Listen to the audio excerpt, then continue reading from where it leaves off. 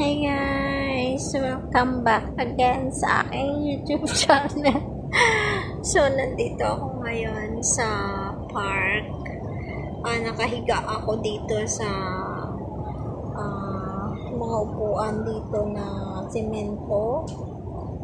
So, wala akong choice kundi dito humiga-higa kasi nakakapagod. So, wala naman akong tent or ano dyan. So, hindi pa naman ako pinagbawalan or may magsita dito sa akin. Ngayon ko lang tinry yung mahiga dito.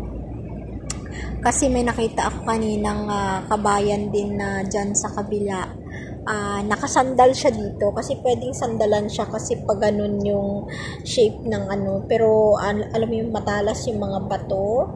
Ayan, matalas siya. So, magsapin ka lang ng something, tela or ano. May binili akong damit dito na sweater. So, ayun. Tapos yung bag ko, yung ginawa kong unan. At saka humiga ako dito. Semento talaga to guys. So, ayan o.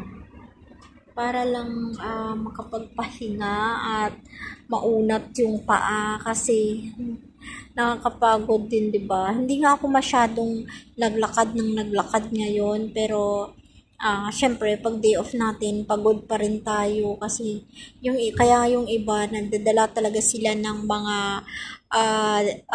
tent at saka mga banig nila, naglalatag sila doon sa mga ilalim ng MTR, doon sa daanan o kaya sa central, 'di ba?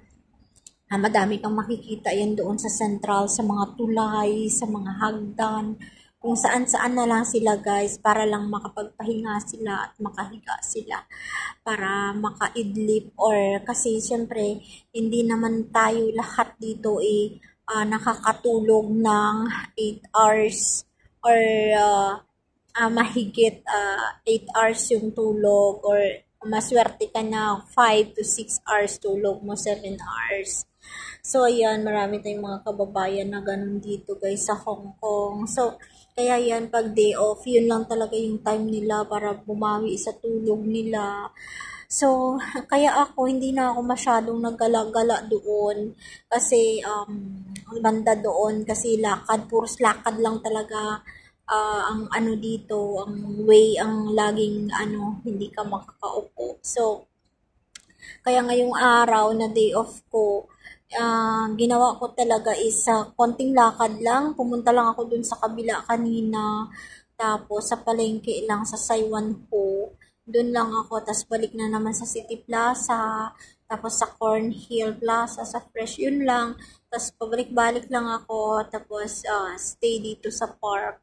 Kain dito sa park. Tinitake out ko lang yung pagkain ko na binibili.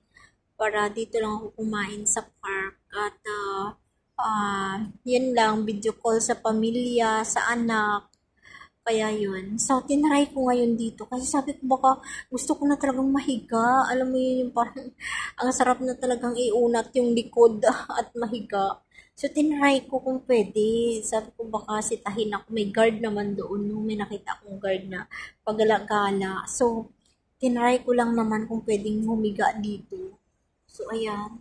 Kasi yung mga upuan naman ko dito, wala namang tao na masyadong dumadaan doon sa gilid.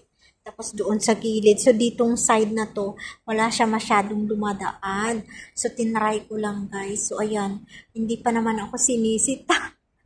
Nagsombrero lang talaga ako kasi last time na dito ako nga sa labas ng gantong oras na. Tapos, naka-t-shirt lang ako noon. Nakasando pa.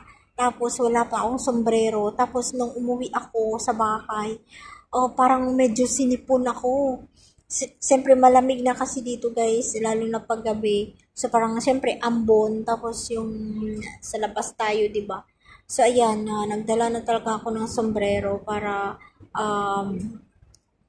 hindi ako sipunin. Kasi, sabi ko, baka nga, sinipon ako gawa nung nakaraan na hindi talaga wala akong sa ulo ko. So, ayun guys, so nakapalibot dito sa akin yung mga bahay, ayan, condo, ayan, nakikita ko nga yung ibang doon, mga nagsasampay pa. So, ayan. Yung building namin is ayan lang, guys. Ayan lang yung building namin. Sobrang lapit lang. So, dito lang ako. So, ayan. Para mabilis lang mamaya yung pag-uwi ko. So, hinihintay ko na lang yung oras. Nag-e-edit ako ng thumbnails ko sa YouTube. So, kaya ayun. Ayan, makikita mo, may mga stars. Maganda yung panahon ngayon. May makikita kang mga stars. Ayan, at hindi siya umulan ngayong araw. Maganda yung panahon. So, ayan guys, hindi pa ako nakakakain ng hapunan. Hindi ko alam ngayong araw, nakakapagod talaga ngayong araw. Yung parang hindi ako sobrang hyper kasi naka isang kape lang ako. Usually kasi pag sa bahay, pag nagtatrabaho ako guys, kailangan ko talaga magdalawang kape. Kape sa umaga, kape sa tanghali, hanggang gabi na yan. Kasi pag nakainom ako ng kape, alam mo yun, ang sarap sa pakiramdam, parang super hyper ako at saka ang kilos ko talagang mabilis. Tapos, alam mo yung masigla talaga ako. Kaya, pag lunchtime na, nagtitimpla pa din ako ng kape. Oo. Tapos minsan, hinahati ko na lang yung isang pack ng kape sa lunch. Tapos, kakainin ko na naman siya ng, ang tawag dun, ay iinumin ko na naman siya ng, may nagpa-flashlight kasi doon guys. Kaya na-disturb ako, may nagpa-flashlight ng malaking flashlight sa building. So, yan, mga nag-check siguro sila. So, ayun, mga guard. Kaya hinahati ko, tapos minimerienda ko yung kalahati ng kape sa hapon na 3:00. Yun, iinumin ko na naman yung kalahati. Kasi